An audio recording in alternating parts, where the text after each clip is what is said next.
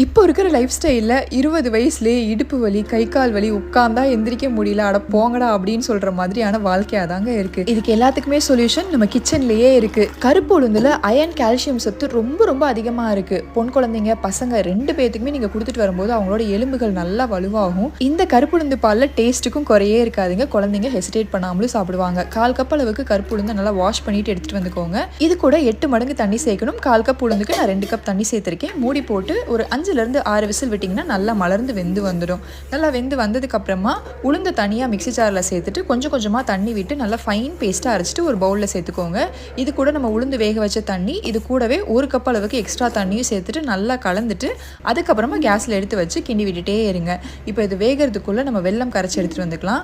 1/2 கப்புக்கும் கொஞ்சம் கம்மியாக நான் வெல்லம் சேர்த்துருக்கேன். அது 1/4 கப் தண்ணியில் கரைச்சா மட்டும் போதும். 5லேருந்து 6 நிமிஷம் நல்லா வந்து உளுந்து கொதிச்சு பச்சை வாசனைலாம் போய் வந்ததுக்கப்புறமா கரைச்சி வச்சிருக்கிற